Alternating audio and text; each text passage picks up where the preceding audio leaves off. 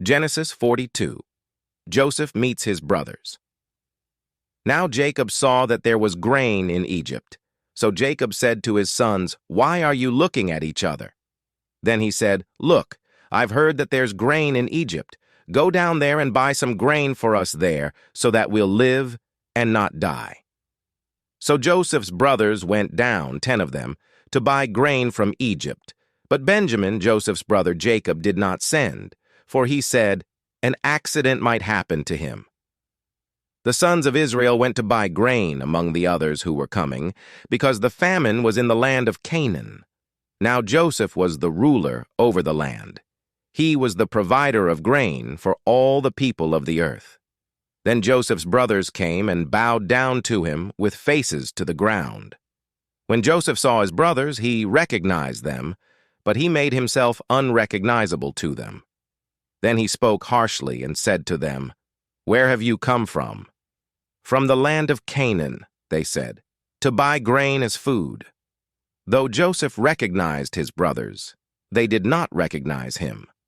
Then Joseph remembered the dreams he had dreamed about them. He said to them, "You're spies.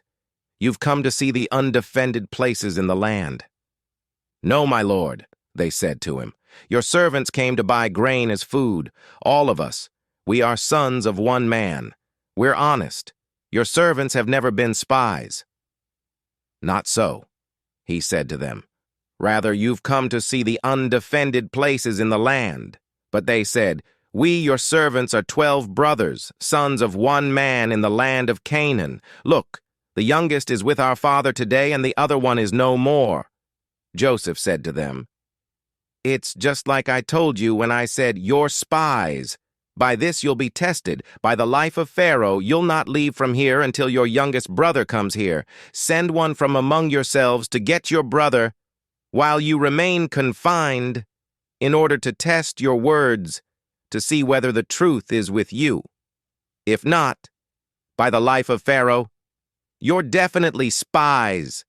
So he put them together in custody for 3 days.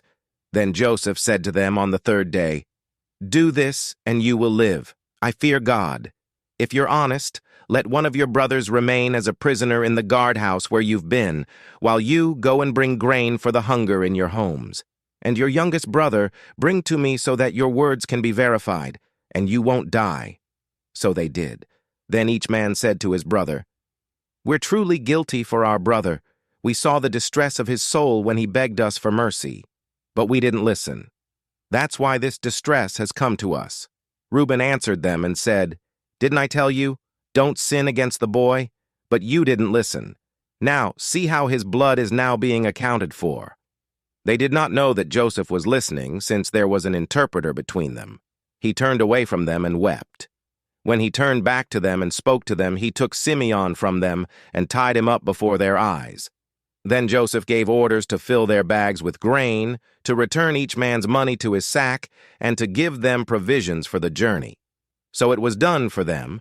Then they loaded their grain on their donkeys and left from there. As one of them opened his sack to give fodder to his donkey at the lodge, he saw his money. Behold, it was in the opening of his bag. So he said to his brothers, "My money has been returned. Look, it's in my bag." Their hearts sank. Trembling, each one turned to his brother and said, "What is this that God has done to us?" When they came to their father Jacob in the land of Canaan, they told him all that had happened to them, saying, "The man, the Lord of the land, spoke with us harshly and took us as spies of the land. But we said to him, 'We're honest.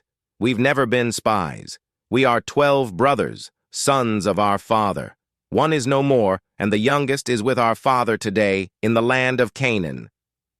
Then the man, the Lord of the land, said to us, 'By this I'll know if you're honest. Leave one of your brothers with me.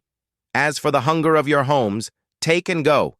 Then bring your youngest brother to me, so that I may know you are not spies, but you are honest. I'll give you back your brother, and you can move about freely in the land.' Now as they were emptying their sacks, behold, there was each man's bundle of money in his sack. When they saw their money bundles, they and their father, They were afraid. Then their father Jacob said to them, "You've made me childless. Joseph is no more. Now Simeon is gone, and next you'll take Benjamin. Everything is against me."